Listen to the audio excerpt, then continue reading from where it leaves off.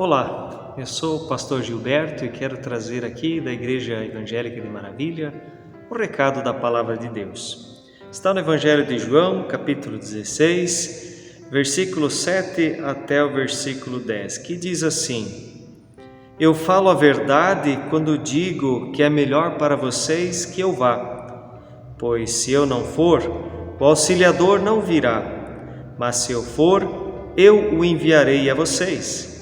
Quando o Auxiliador vier, ele convencerá as pessoas do mundo de que eles têm uma ideia errada a respeito do pecado e do que é direito e justo e também do julgamento de Deus. As pessoas do mundo estão erradas a respeito do pecado porque não creem em mim, e estão erradas a respeito do que é direito e justo porque eu vou para o meu Pai e vocês não vão mais me ver. E também estão erradas a respeito do julgamento, porque aquele que manda neste mundo já está julgado. Nós, nos últimos dias, temos meditado sobre a vinda do Espírito Santo. A festa de Pentecostes é uma das 3 festas que a cristandade celebra para justamente lembrar do nosso Deus, que no Natal nasceu em Jesus, na Páscoa ele ressuscita em Jesus e no Pentecostes ele, a partir de Jesus, envia o Espírito Santo a nós. O que faz o Espírito Santo na nossa vida? Jesus explica aqui para os seus discípulos que eles não vão ficar sozinhos, que ele vai enviar o seu Espírito. E esse Espírito vai convencer as pessoas de 3 coisas. Primeiro, de que elas estão erradas a respeito do pecado porque não creem nele. Queridos, enquanto a gente não entrega a vida para Jesus, a nossa vida ela vai ser dominada pelo pecado. O mundo, ele libera tudo. Para o mundo tudo é normal.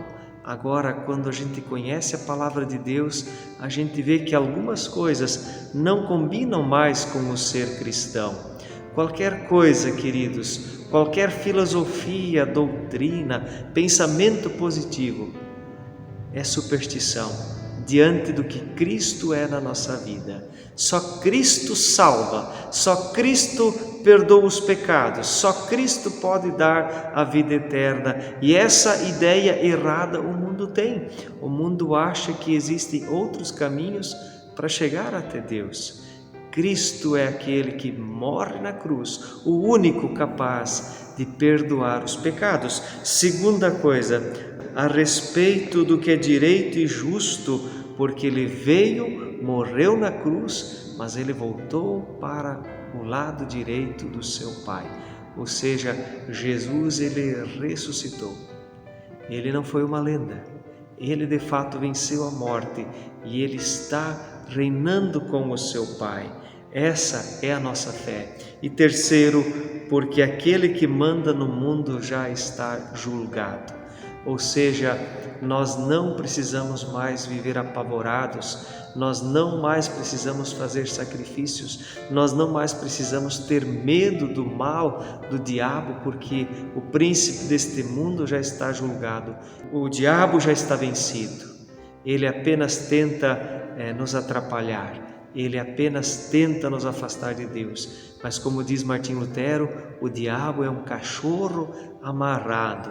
Com Cristo o inimigo foi vencido. Ele não tem mais poder sobre nós. E por isso o cristão está livre para servir, livre para amar, livre para se relacionar novamente com Deus. Queridos, nesse livro aqui eu quero trazer para vocês a história de um homem lá no Quênia.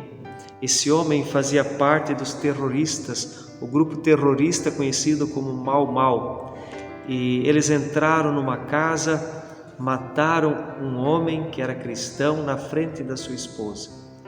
E um dia esse terrorista foi numa grande evangelização, aonde estavam muitas pessoas que seguiam a Jesus, muitos se convertendo.